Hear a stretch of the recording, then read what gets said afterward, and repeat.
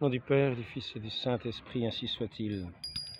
Ben, ben, ben, ben.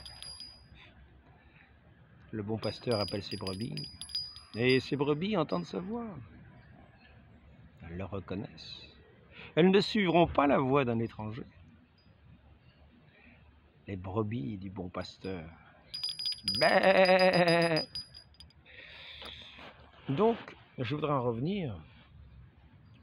Dernier entretien, je parlais de la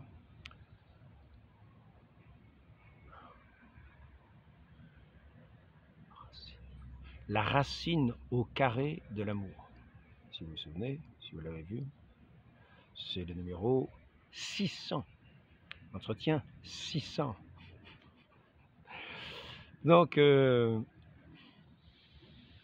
je voudrais vous parler aujourd'hui de la racine carrée de l'Église. La racine au carré de l'Église. Il y a une pierre angulaire. C'est peut-être même la racine au cube qu'il faudrait chercher. Donc, je voudrais simplement rappeler quelques éléments mathématiques qui me sont assez propres. Je voudrais simplement rappeler que nous avons la création. La création. Tout ce qui est de la création,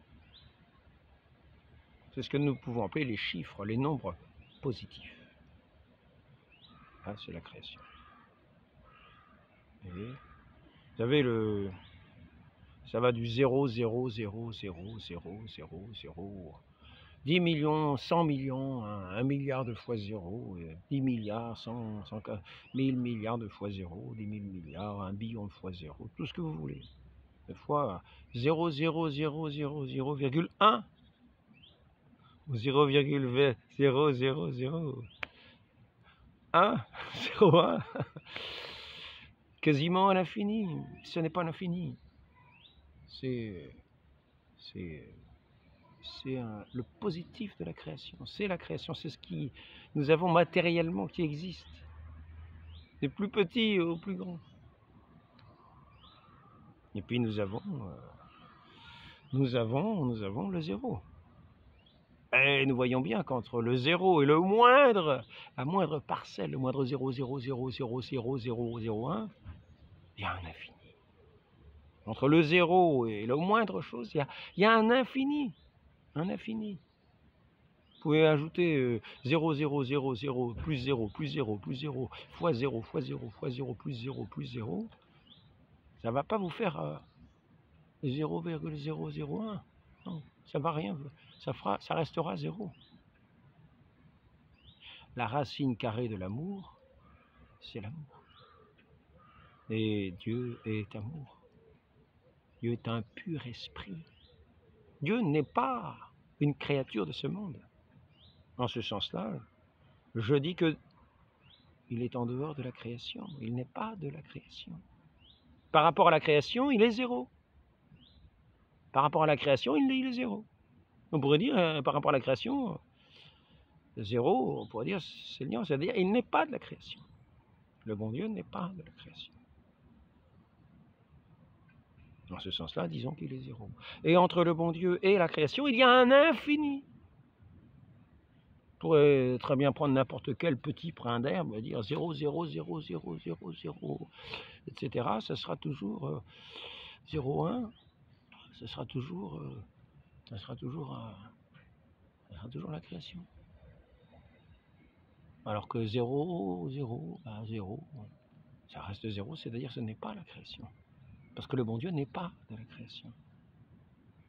Donc bon, ça c'est pour rentrer dans ce que... Il est le créateur, mais il n'est pas une créature. Et alors on pourrait mettre aussi les chiffres négatifs. Les chiffres négatifs, c'est-à-dire ce qui est de toute éternité, ce qui sera, et ce qui n'est pas encore. Ce qui n'a pas encore été créé. Ce qui n'a pas encore vu le jour, mais qui un jour le verra. Et là, nous pourrions entrer dans une dans des chiffres négatifs. Le chiffre positif, c'est par exemple un homme. Hein? Le chiffre négatif, c'est celui qui n'est pas encore né, on pourrait dire -1. Bon voilà, on va pas faire tout un sermon mathématique, on n'est pas là en cours de mathématiques. Mais néanmoins, nous voyons bien qu'il y a une différence essentielle entre le Créateur et la créature, qu'il n'y a rien de commun, sauf que la créature vient du Créateur, mais créée ex nihilo du Créateur.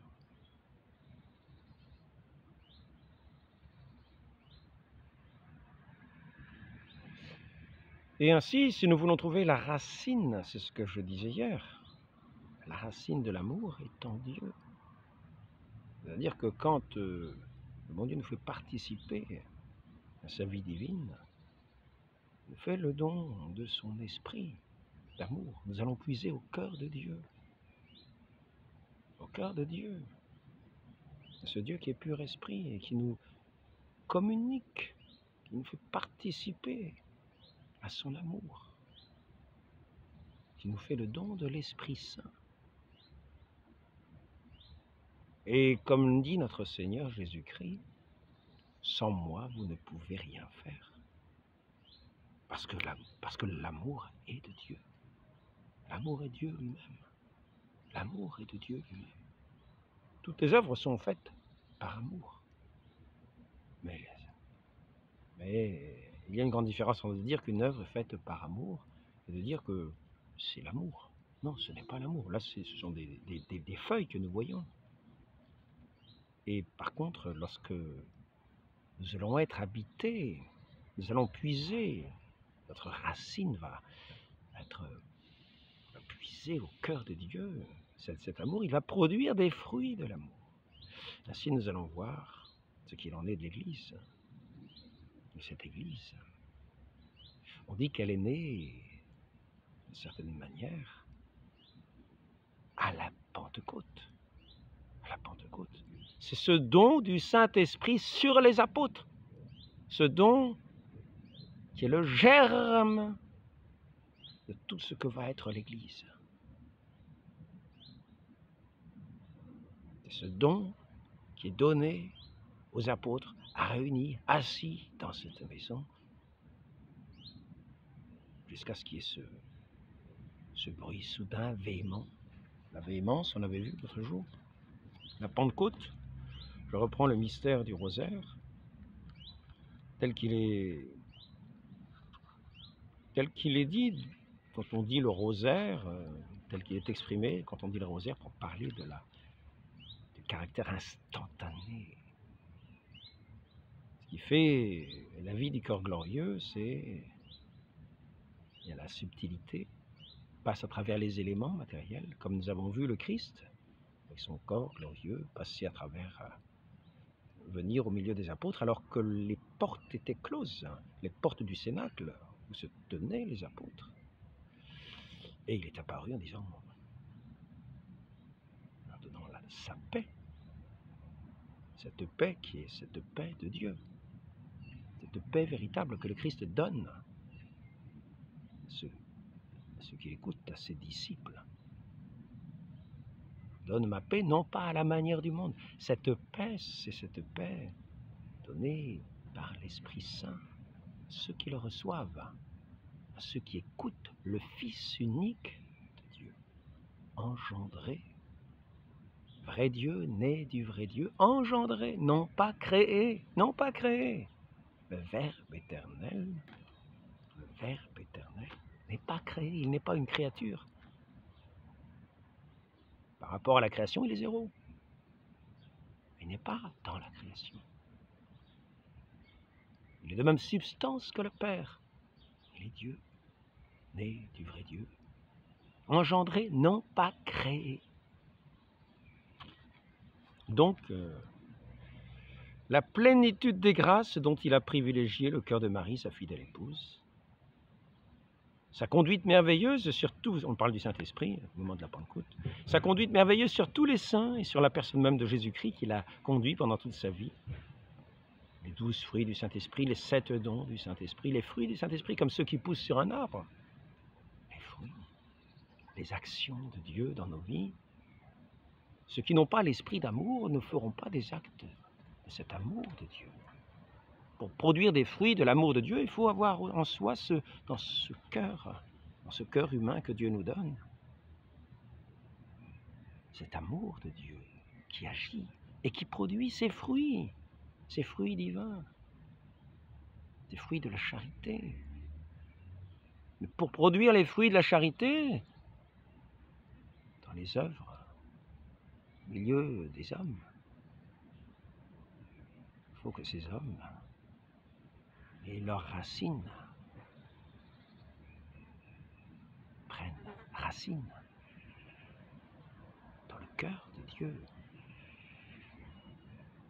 De cet esprit d'amour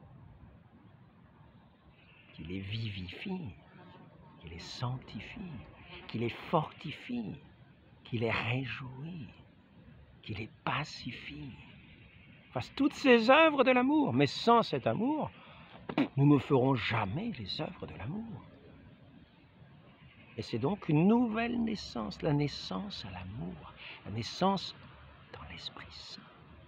Au baptême, nous sommes régénérés par cet esprit d'amour, comme l'Église à la Pentecôte va prendre naissance au milieu des apôtres.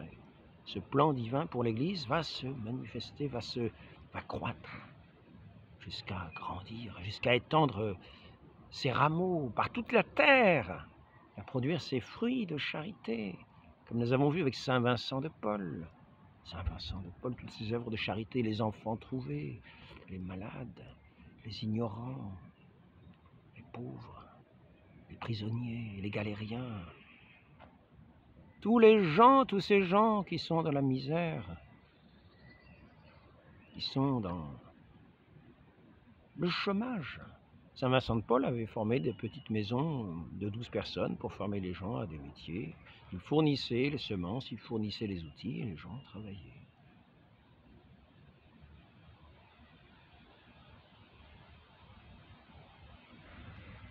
Et ils entraient dans cette œuvre, cette grande œuvre divine, pourvu qu'en même temps, comme disait Saint Vincent de Paul, en même temps que vous donnez le pain, il faut aussi que vous donniez le pain de la parole. Il avait fait un petit catéchisme à la rencontre pour donner les choses essentielles qu'il nous faut connaître, auxquelles il nous faut adhérer par la foi, dans la confiance.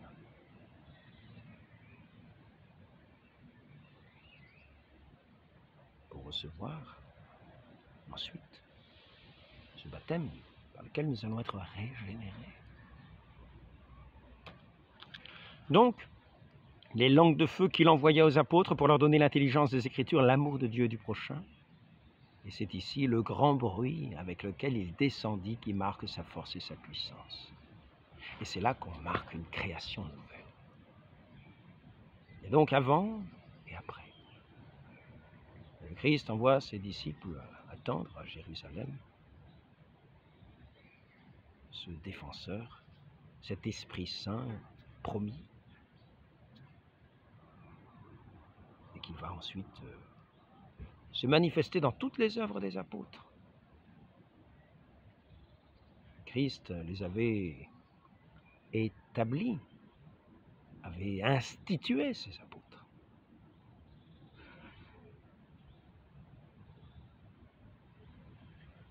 Il avait dit à Pierre,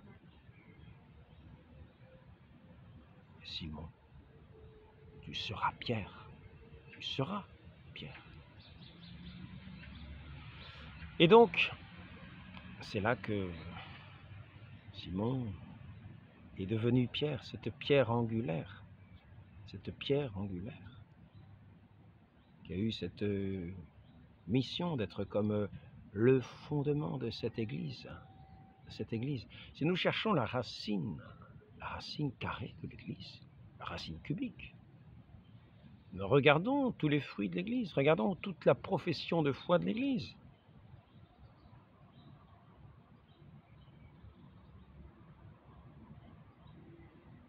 crois en un seul Dieu, créateur de l'univers, visible et invisible, Fils unique, né de Dieu avant tous les siècles,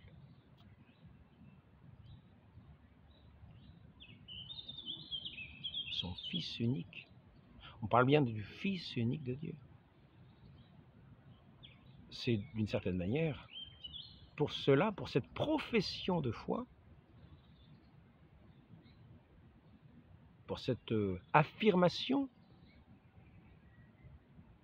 que les apôtres ont été persécutés et que le Christ lui-même a été mis en croix.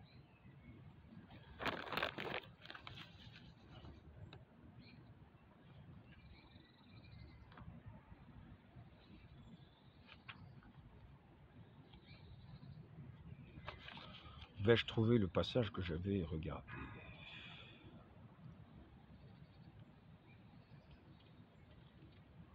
Parce que nous voyons qu'à l'époque où il y avait les Juifs, à l'époque où il y avait le temple, nous attendions, il était question d'un Messie, mais parler du Fils de Dieu, d'un homme, de chair et de sang, qui se dirait être le Fils de Dieu, l'égal de Dieu, le Père. Cela était insupportable à entendre. Mais c'est le cœur de la révélation chrétienne. Baptisez-les au nom du Père et du Fils et du Saint-Esprit. Nous avons encore ici, c'est toujours la profession de foi de l'Église. Nous croyons au Fils unique de Dieu, notre Seigneur. C'est la profession de foi que Saint Pierre a faite et qui lui a mérité de devenir la pierre, le roc sur lequel serait fondée cette Église. Dieu le Christ, le Fils du Dieu vivant. C'est le cœur de notre foi, c'est le cœur de la profession de foi de l'Église. C'est le Fils unique de Dieu qui a donné sa vie, qui s'est incarné, le Verbe éternel qui s'est fait homme. Le Verbe éternel, la parole unique, car n'oublions pas, en Dieu il n'y a aucune ignorance, il est omniscient.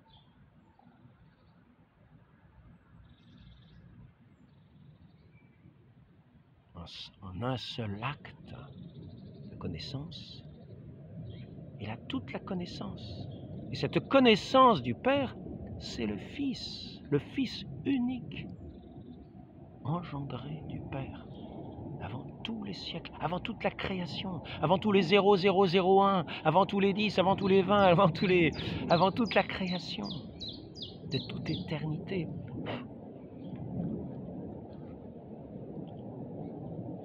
Nous en sommes au chapitre de Saint Jean, premier épître de Saint Jean, chapitre 2, verset 22. Le menteur n'est-il pas celui qui refuse d'admettre que Jésus est le Christ? C'est celui-là l'Antichrist. Il refuse à la fois le Père et le Fils, car celui qui refuse le Fils se sépare du Père. C'est le cœur de la foi chrétienne, de la foi de l'Église, le cœur de l'Église. L'Église qui est le corps du Christ, du Fils unique de Dieu, engendré de Dieu, non pas créé. Le Père et moi, nous sommes un, dit-il. Et comme le Père et moi, nous sommes un, soyez un unis dans cet amour dans lequel vous enracinez dans cette foi que vous avez en moi, qui vous enverrez l'Esprit Saint l'esprit d'amour, qui va faire une création nouvelle. Toute cette Église, toutes vos âmes, toute cette Église, pour que vous soyez un, comme mon Père et moi, nous sommes un, essentiellement. Nous sommes essentiellement un.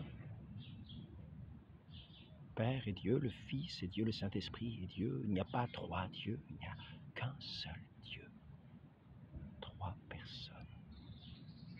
Baptisez-les au nom du Père et du Fils et du Saint-Esprit. Il n'est pas mis au nom avec un X, O avec un X, non, c'est O au singulier. Donc,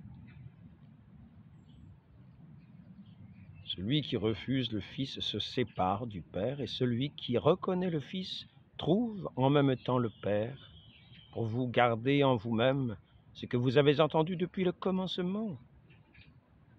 Si ce que vous avez entendu depuis le commencement demeure en vous, vous aussi vous demeurerez dans le Fils et dans le Père. Et ce que le Fils lui-même nous a promis, c'est la vie éternelle. Ce cœur de l'amour éternel. Au-delà des 1 et des 2, des 3, des moins 1, des moins 2, des moins 1. Éternel. Qui va venir habiter nos cœurs, nos âmes. Pour être cette louange, ce cœur de l'amour. Non pas amoindri, mais qui va chanter cette louange à l'amour. Et l'Église est ce chant de l'amour. Ce chant de l'amour dans l'offrande du Christ sur les autels tous les jours, dans toutes les œuvres saintes de l'Église que Dieu seul peut accomplir. Car seul il est l'amour et il communique cet amour. Il est la source de l'eau vive. Cette source qui doit sourdre en nous-mêmes, jaillir en vie éternelle. Donc,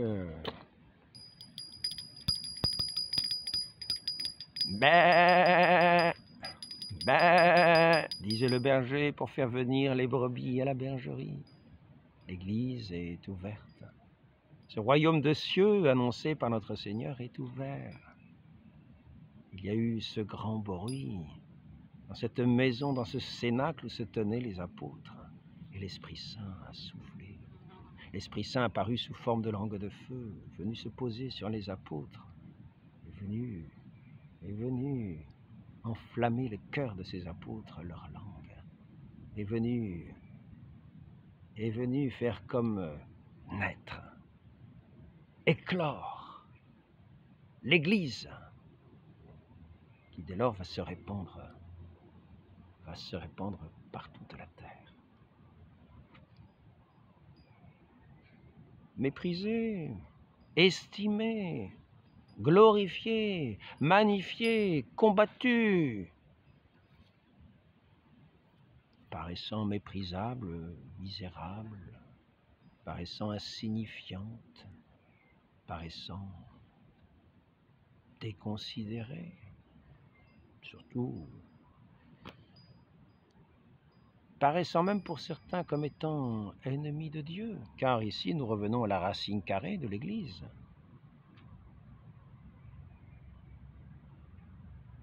Cette profession de foi dans le Fils que certains jugent depuis l'origine comme un scandale.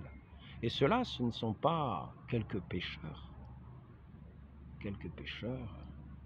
qui ont inventé cette doctrine de ce Fils de Dieu crucifié. Fils de Dieu crucifié, c'est insensé. Insensé, Dieu se ferait homme et se ferait crucifié, au lieu de venir directement régner.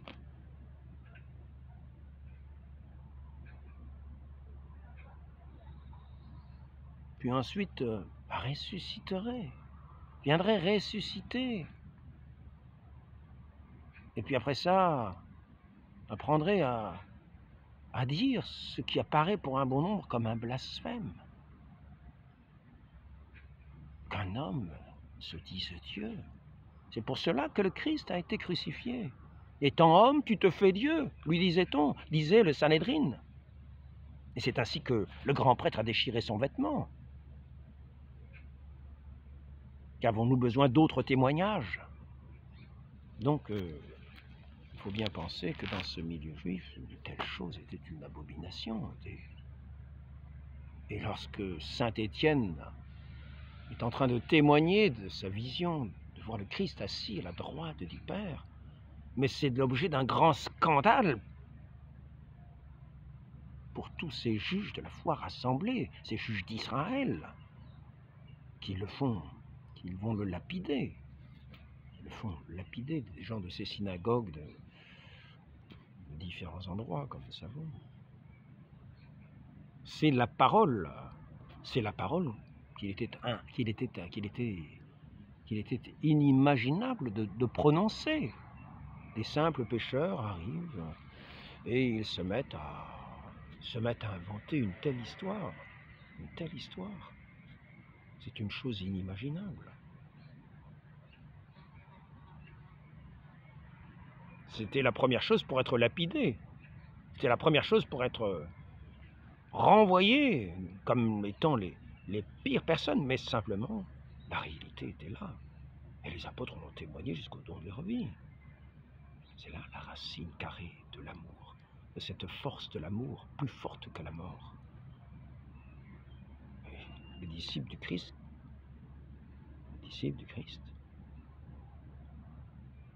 sont allés par toute la terre pour porter cette nouvelle merveilleuse que par la foi au Fils mort et ressuscité, nous entrions dans cette grâce de Dieu, remplie de cet esprit pour faire ces œuvres divines que nul autre ne peut faire que Dieu lui-même, en chacun. Ainsi, nous avons vu quantité de miracles qui se sont faits, comme à la Pentecôte, de façon véhémente, soudaine, véhémente, comme les guérisons de Lourdes. La racine. Cherchons la racine de l'Église. Cherchons l'institution de ce nouveau Sanhédrin, si l'on veut, de ce nouveau peuple de Dieu. Car le temple a été abattu par les Romains, ainsi que le disait le Christ. Et il y a eu comme une renaissance. À partir de cette flamme de l'amour divin. Comme ex nihilo créer l'Église. Sur la base de l'amour, sur la base de cette profession de foi au Fils unique de Dieu, venu parmi les hommes, mis en croix, ressuscité par la force de celui qui est la vie même, Dieu lui-même, l'amour. Et c'est ainsi qu'a pris naissance cette Église qui avant n'était qu'annoncée comme des chiffres négatifs. -1, -2, -3, -10, -100, par toutes les prophéties qu'il y avait avant. Cherchons la racine carrée de l'amour. Regardons toutes ces prophéties, regardons ensuite cette vie, cet accomplissement de ces prophéties dans la vie de la grâce, dans tous ces miracles qui sont parus partout, sur toute la terre, partout où étaient les saints. Il suffit d'écouter, il suffit d'ouvrir quelques livres ici ou là. Certains vont dire que ce sont des légendes. Nous voyons toujours des miracles aujourd'hui. Cette hostie à Lourdes qui se surélève d'1 centimètre au moment de la consécration, sanctifie ses offrandes. L'évêque dit sanctifie ses offrandes et nous voyons l'hostie qui s'élève de la coupelle. Nous voyons des guérisons, nous en voyons toujours. Nous en voyons toujours. Cette œuvre de Dieu n'est pas finie à travers cette Église, à travers son Église.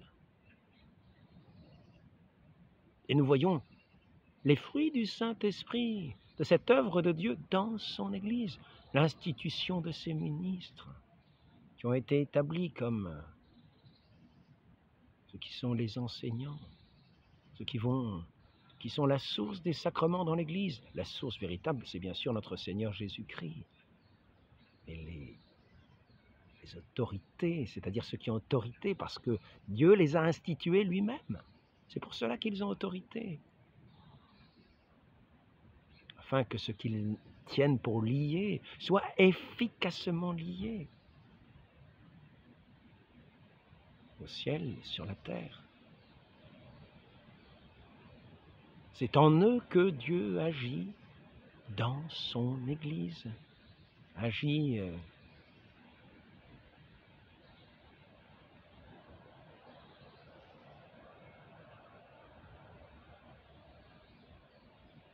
donc nous voyons tout cet édifice de l'Église, comme une cathédrale, au cœur duquel est notre Seigneur Jésus-Christ, vrai Dieu et vrai homme, et qui est dans tous les tabernacles de chaque Église, il se rend présent sous la forme de ce qu'il est, cette offrande, cette hostie faite à Dieu son Père, cette hostie sainte, consacrée sur tous les autels dans les mains des prêtres au cours des saintes messes, où ce sacrifice, celui qui est cette hostie vivante et éternelle, continue de s'offrir à chaque instant, dans cet unique sacrifice de la croix qu'il a fait. Il est le prêtre, il est la victime, il est Dieu lui-même, qui s'offre aux mains de Dieu son Père. Pour les pécheurs, pour tous les hommes, lui qui est homme. Et ainsi, toute l'Église est organisée autour de notre Seigneur. Dans sa foi, dans cette foi, pour que rayonne cet amour. Et il n'est pas de plus grand amour, nous dit-il, que de donner sa vie pour ceux qu'on aime, et c'est ainsi qu'il est toujours en offrande d'amour vers son Père, pour le salut des hommes qu'il aime, qu'il vient sauver, afin que chacun, uni à lui, chante cette gloire céleste et éternelle. Cherchons la racine carrée de l'Église dans tous ses sacrements. Nous verrons que tout ce qui était dans l'Ancien Testament n'était qu'image. Nous avons le pardon des mains du prêtre à sa parole, la parole au nom de l'Église, le pardon des péchés. Nous croyons au pardon des péchés dans l'Église,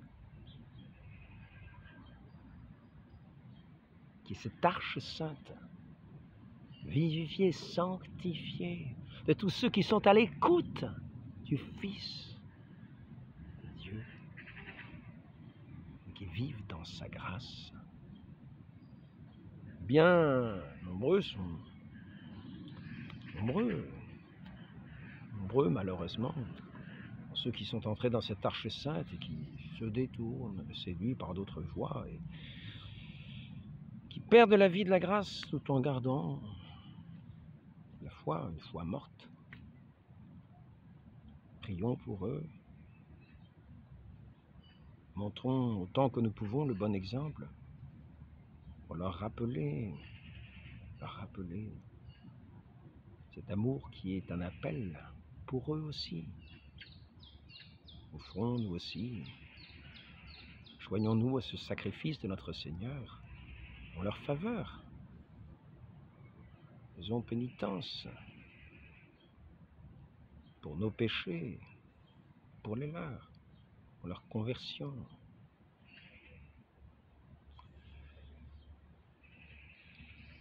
Donc, si nous cherchons la racine carrée de l'Église, cherchons cet édifice, cherchons-le.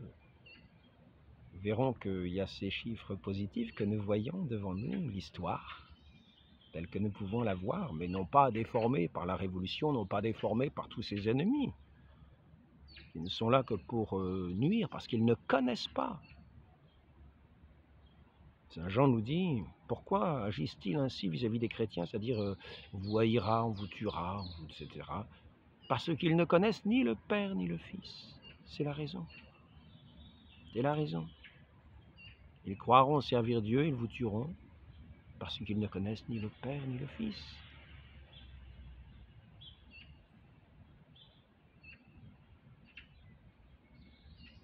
Donc n'écoutons pas ceux qui ne connaissent ni le Père ni le Fils. N'écoutons pas la voix de ceux qui sont dans cette ignorance totale,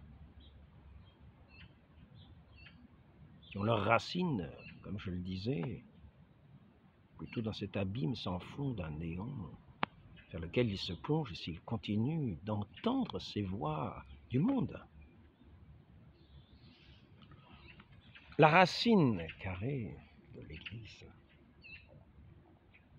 cherchons-la, et nous la trouverons, cherchons véritablement. N'oublions pas qui cherche trouve. Nous voyons tout ce qui est des œuvres positives, que nous voyons toute cette histoire que nous pouvons voir. Apprenons, cherchons véritablement, cherchons dans la vie des saints, ouvrons les vies de saints, ou lisons des saints eux-mêmes pour en parler, car ils sont les gens qui voient avec les yeux du cœur, de l'intelligence éclairée du Saint-Esprit, les choses saintes. Ils comprennent le moindre des événements. Chaque chose, ils la comprennent sous le regard de Dieu. Donc, allons plutôt à leur école. Voyons ce qu'ils disent de cette histoire de l'Église. Et observons-la, comprenons-la bien. Découvrons où est l'Église. Et nous verrons cette création comme ex nihilo au moment de cette véhémence de l'Esprit Saint qui vient se poser, qui est comme un feu qui vient se poser en langue de feu sur les apôtres. Qui va faire qu'ils vont se mettre à prêcher dans toutes les langues, par tout l'univers. Mais voyons les nombres négatifs, les prophéties, toutes les prophéties de l'ancien temps, et même de divers pays, de diverses régions. Et nous verrons comme dans une glace, comme dans le reflet, en regardant ces prophéties, nous verrons le miroir de l'Église. Cette image sans la grâce. Et ensuite de cette naissance, de cet accomplissement. Notre Seigneur est venu accomplir toutes choses pour faire une création nouvelle, ce royaume de Dieu sur la terre. Et là, nous n'aurons plus simplement l'image, mais l'œuvre de Dieu, les œuvres de Dieu animées de la charité, pour la plus grande gloire du Père éternel, dans l'Esprit Saint, au nom de son Fils unique et bien-aimé.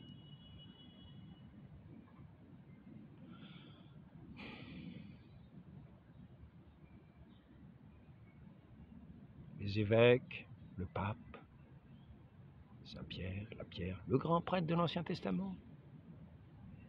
Le grand prêtre. Il y avait un grand prêtre. Nous avons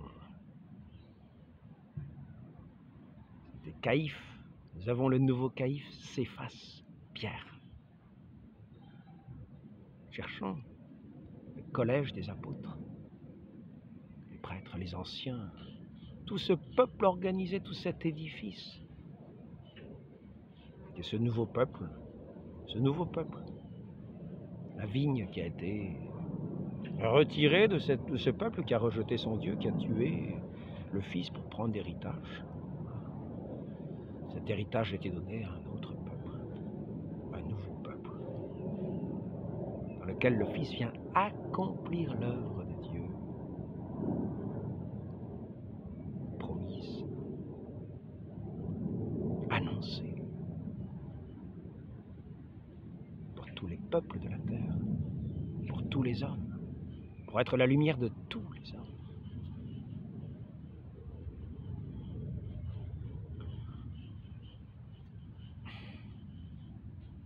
Demandons à notre mère, cette mère de l'Église, la très sainte Vierge Marie,